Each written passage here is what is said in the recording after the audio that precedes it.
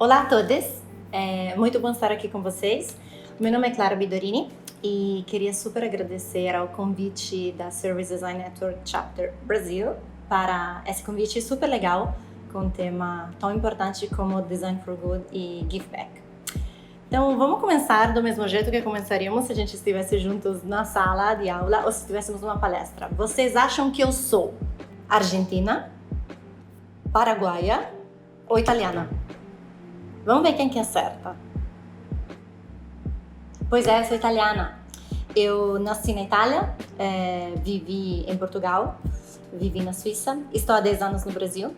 Hoje sou Corporate Venture Business Developer for Startups na Amazon Web Services, aqui no Brasil, melhor conhecida como AWS, mas já fui responsável por criar áreas de Corporate Venture, programas organizacionais, já fui Design Manager, fui consultora, tive vários chapéus já no mercado e, inclusive, hoje sou professora de Business Design, tanto no IED, em São Paulo, como na EcoSlab. Bom, de novo, super obrigada por estarmos aqui. Acho que esse tema é extremamente importante porque a gente precisa enxergar não só a gente, mas como nós atuamos na sociedade e o que nós podemos fazer para o outro, né? Designer sempre projeta para o outro. E acho que esse tema de hoje, né, de fazer o bem das pessoas, tem muito a ver com um projeto no qual eu fui empreendedora social e ainda sou, que é o Programa Namoa. Então, começamos agora o nosso talk sobre design para além das fronteiras.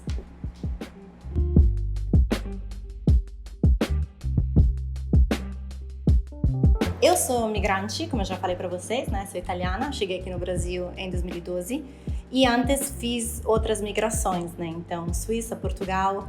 E a parte que mais me interessa nesse aspecto é que todo migrante tem uma história, mas a verdade é que o ser humano saiu, né, da África há 210 mil anos atrás. Então, todos nós, na verdade, sapiens ou Neandertal, enfim, a derivação da nossa espécie de hoje, somos sobretudo homens migrantes, né? Então, quando a gente pensa que o ser humano, né, a civilização, começou em um lugar e se espalhou pelo mundo, não faz tanto sentido a gente construir essas barreiras entre povos e civilizações, porque afinal das contas, nós somos o outro. Eu hoje me defino Oma, né? Na brincadeira justamente feminista de não ser só homo, Oma migrans. E, na verdade, Faber também, né? Porque traz muito dessa relação com a minha cultura latina, italiana, né? Que a gente compartilha, de sermos artífices, né? De sermos os artesãos da nossa vida. E é muito esse tema que a gente vai trabalhar hoje, né? Nesse papo, e que foi, tipo assim, o fulcro do trabalho que a gente fez dentro do Programa Namoa. Design para além das fronteiras é porque o Programa Namoa trabalha com pessoas que estão em estado de refúgio. Mas qual é a diferença entre refugiados e imigrantes? Vou dar aqui uma explicação que vocês podem encontrar no site da ACNUR, né, que é o Alto Comissariado das Nações Unidas para Apoio aos Refugiados. E, assim, os refugiados são todas aquelas pessoas que tiveram que sair do seu país por fundados temores ou perseguição à sua vida por várias questões: política, raça, sexo, identificação religiosa. Então, o refugiado precisa sair para evitar de ter um atentado à sua vida e, com ele, à sua família. O migrante, ainda que em busca de condições de vida melhores, na verdade ele está saindo de um lugar para melhorar a sua existência. Então, se ele ficasse no lugar de proveniência, não teria uma perseguição à sua vida. Naturalmente, tanto para migrantes como para refugiados, existem processos burocráticos diferentes na medida que essas pessoas chegam em novos países, como foi justamente o meu caso, né? Todas as vezes que eu mudei de país, né, da Itália para Portugal, de Portugal para a Suíça, da Suíça para o Brasil, e tive que entender qual é o processo para migração nesses países. Quando uma pessoa sai correndo do seu país por conta de uma situação grave, como essa perseguição, ela chega, né, num país muitas vezes no qual não fala a língua e começa todo um processo de entender o que a pessoa está fazendo nesse país. Existe uma dificuldade muito grande em entender quais são os fatos que compõem a vida da pessoa, né? Porque imaginem vocês chegarem num país e ter que contar a sua vida em poucos minutos para entender se o seu processo é migratório ou de estado de refúgio. E o que acontece é que há umas distorções na compreensão, né? Há pessoas que estão em estado de refúgio, mas que têm visto de imigrante, assim como pessoas que são migrantes e recebem um visto de refúgio. Ou seja, é um problema extremamente complexo. Além do que, dentro da nossa vida, dentro da nossa sociedade, a gente se relaciona com vários agentes, né? Tem a família, tem os amigos, órgãos públicos, escola, trabalho, empresas, prestadores de serviço, né? Banco, correio, né? Cartórios. E quando você migra de um país para outro, você precisa reconstruir todo o entendimento de como passar de um agente para outro. Em caso do refúgio, você não tem tempo para planejar a sua migração. Então, qual é a situação no qual chega um refugiado quando vem ao Brasil, né?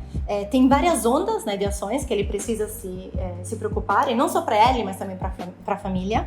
E todas essas ondas, né, de pontos, né, de touch points dessa jornada de imigração não se comunicam entre si. E muitas vezes não são claras, né? Não só do ponto de vista linguístico, como também do ponto de vista de por que funciona aquele órgão e o que ele está ajudando, por que ele existe e em que está ajudando as pessoas.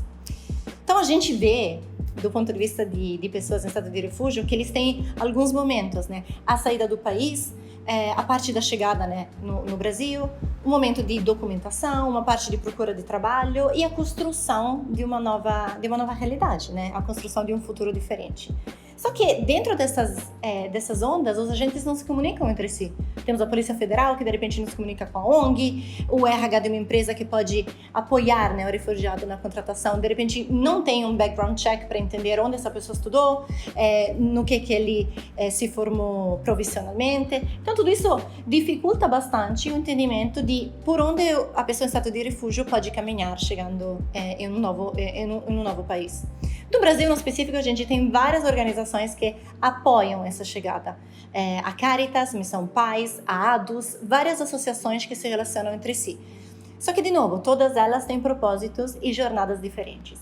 Então, visando essa interface, né, entre a pessoa em estado de refúgio e a sociedade, nós nos sentimos, do programa Namor, nos sentimos em dever de tentar organizar todos esses agentes e desenhar um conjunto de touch points que fossem mais claros para a jornada da pessoa em estado de refúgio. Então, queremos ser, no final, grandes facilitadores dessa jornada e por isso que criamos esse programa.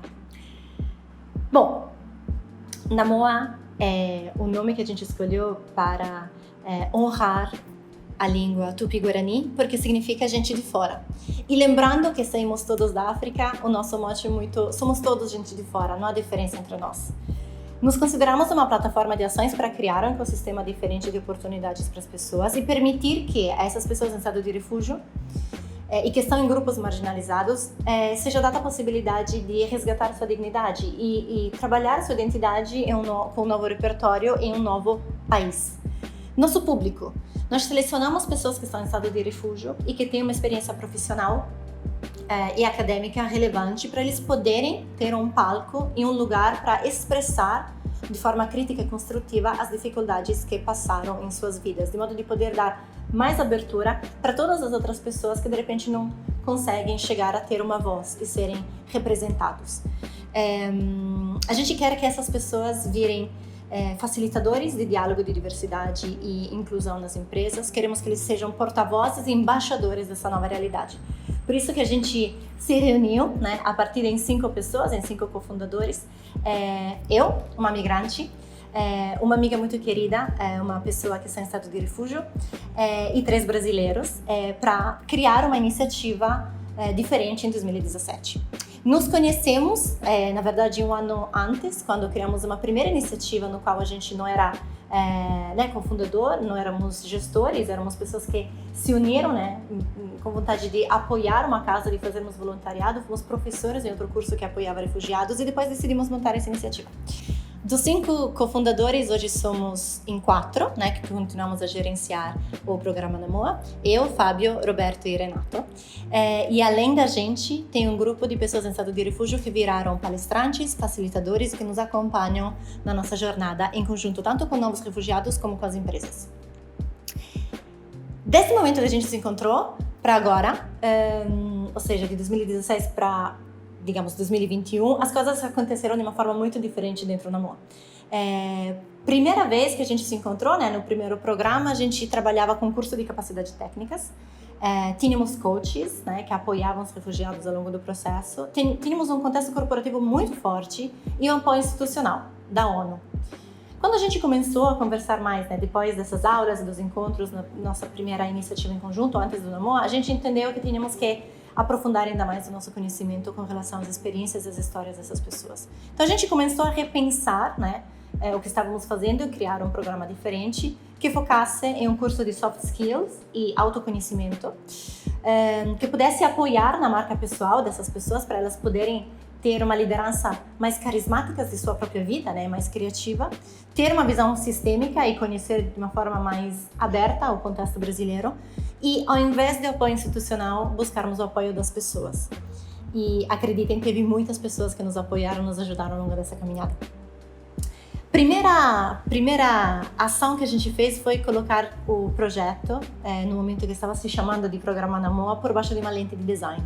Então, a primeira coisa foi entender, fazer uma análise macro, etnográfica e sociológica de onde vinham essas pessoas e qual era a cultura, os hábitos e o que elas estavam trazendo de bagagem para o Brasil e como se daria esse choque cultural caso tivesse. O segundo momento foi autocriativo, né? Um trabalho interdisciplinar para entender tipo, assim, o que a gente estava trazendo antigamente e se faria sentido para essa nova realidade. E o terceiro ato clássico do design, um momento racional para conseguirmos criar uma solução que funcionasse para essas pessoas. E aqui, né, nesse momento de falar com designers de serviço, tipo, fico muito feliz de dizer que a gente aplicou outras camadas e outras ferramentas de design de serviço. Então, além do contexto social, começamos a trabalhar o propósito, né? Em conjunto com essa visão interdisciplinar no ato criativo, trabalhamos bastante essa questão da visão sistêmica, tentando o tempo inteiro de não desenhar nem para a gente, nem para eles, mas desenhar para um contexto de sociedade. E o terceiro ponto foi justamente, tipo assim, como é que a gente transforma esse conceito de trazer funções e serviços para esse grupo de pessoas em experiências que façam sentido. Então não foi fácil, mas depois de bastante dias e reuniões, a gente decidiu ter dois tipos de propostas de valor, na verdade. Uma proposta de valor para os refugiados, né, para as pessoas em estado de refúgio, e uma proposta de valor para as corporações que poderiam vir a contratar pessoas que têm uma experiência acadêmica e profissional adequada para poder trabalhar em cargos bastante importantes também em corporações. Tentamos também trabalhar à frente de empreendedorismo, mas entendemos logo que seria mais complexo para pessoas em estado de refúgio montar uma sua iniciativa empreendedora. Então focamos mais na recolocação em corporações.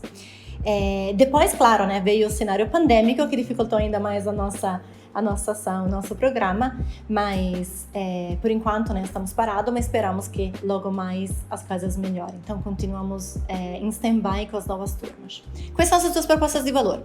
Primeira, oferecermos um curso de integração para os refugiados, completamente pro bono, um suporte psicológico e, de novo, com coaches ao longo de 6 a 9 meses, para que a gente possa dar todo tipo de suporte para os traumas e a complexidade de uma pessoa ter que se mudar de um país para outro sem planejamento nenhum. Muitas vezes as famílias dessas pessoas em estado de refúgio se dividem. Tem um caso de uma pessoa que esteve com a gente durante o curso de integração, que vivia com 2 filhos aqui no Brasil, e a mulher e outros 3 filhos moravam na Austrália. Eles se falavam só por Skype, à distância, durante 3 anos. Ele está indo encontrar a família, né, só nos próximos meses. Então, tem situações em que as famílias ficam de fato divididas. Então, como é que a gente consegue apoiar, né, esses traumas, essa readaptação em um país com essa condição, né, de não ter os agentes que compõem a nossa vida por perto o tempo inteiro. Networking, importantíssimo, né? Como é que, sobretudo no Brasil, a gente apoia esses refugiados para ter uma proximidade de rede, trabalhar em rede no mercado, né? E por último, a marca pessoal. Já para as corporações, a gente tem 2 serviços, né? Um é a criação de vivências de diversidade, no qual, para cima do conteúdo que as corporações já estão entregando para seus funcionários sobre diversidade, inclusão e equalidade, construímos experiências que são lideradas e facilitadas por pessoas em estado de refúgio que fizeram curso de integração com a gente. Então, eles viram protagonistas dessa mudança e de uma realocação, como aqui, digamos assim, uma visão mais empreendedora, mas sempre dentro do contexto corporativo, para trazer para esses times e para RH, né, das empresas, uma visão de o que é conhecer uma pessoa em estado de refúgio de verdade. Porque tem muita falácia, tem dados que mostram que temos medo de falar com pessoas que são muito diferentes da gente e que as pessoas em estado de refúgio, na verdade, fugiram de seus países por razões que não são perseguição à sua vida, mas que são, de repente, outros crimes. Então, para tirar esse mito e para aproximarmos, né, pessoas incríveis e profissionais incríveis às corporações, começamos a montar essas vivências. São workshops de 1, 2, 3 dias, customizados para justamente levarmos um pouquinho mais dessa visão para o brasileiro que no dia a dia não teve contato ainda com pessoas que estão em estado de refúgio. E o segundo serviço é uma consultoria em diversidade, que é muito mais ampla, que naturalmente precisa de um trabalho muito mais customizado. Como é que a gente conseguiu atender as exigências dessas pessoas? Eu falei que teve uma mudança de 2016 para 2017. A gente aplicou ferramentas de design de serviço e design estratégico.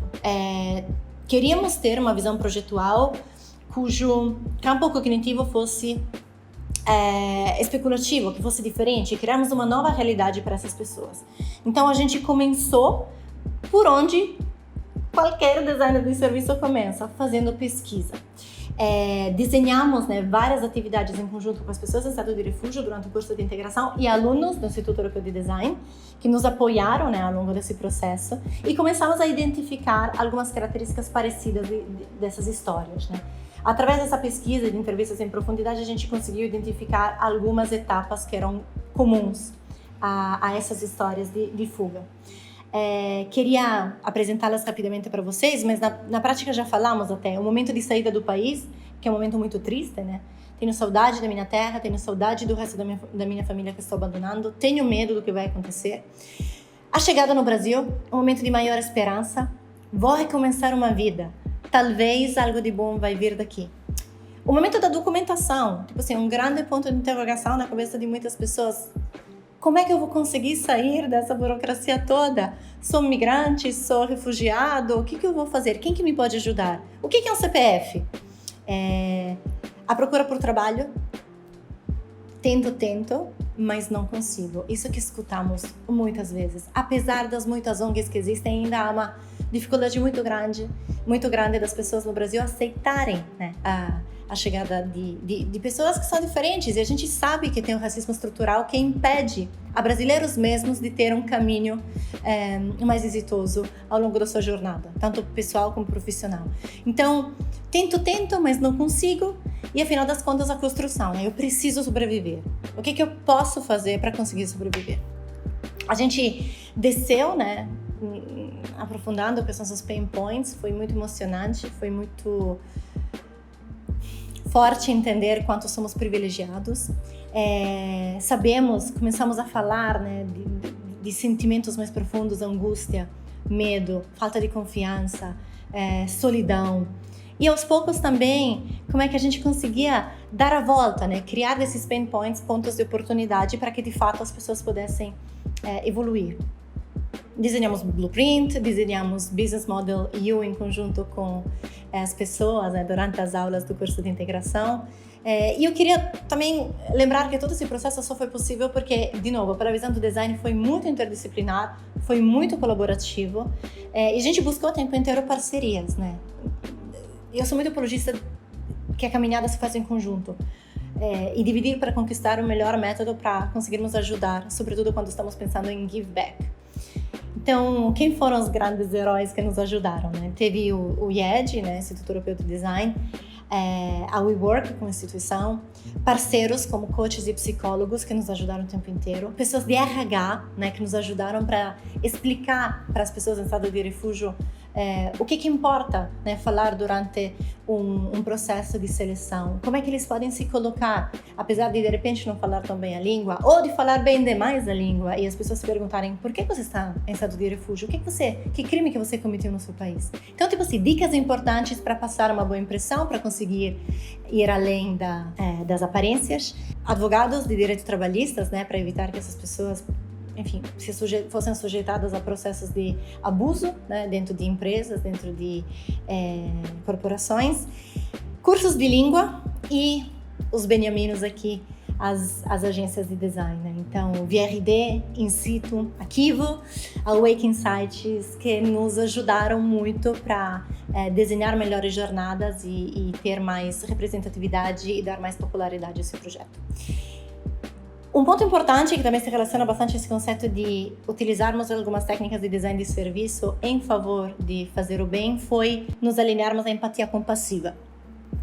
Existem 3 formas de empatia: a empatia compassiva, a cognitiva e a emocional.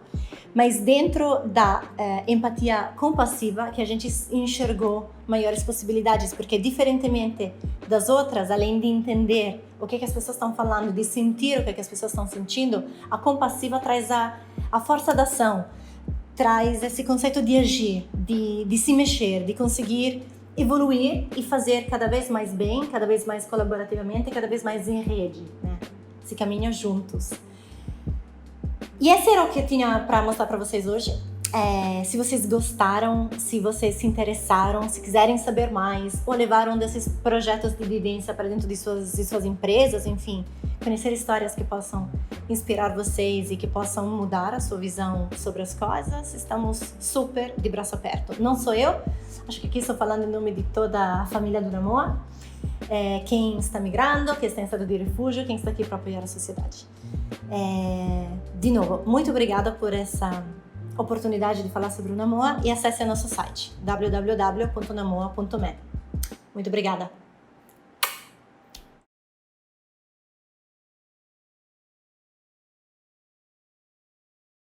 E aí, galera, tudo bom? Aqui é Vitor Del Rey, presidente do Instituto Gueto. Gueto é gestão urbana de empreendedorismo, trabalho e tecnologia organizada. Nós somos os beneficiários desse ano do Service Design Day e a gente está passando aqui para agradecer. Muito obrigado. As doações vão servir para a gente continuar formando e capacitando jovens pretos para o mercado de trabalho nas mais diversas áreas. Muito obrigado. É nóis.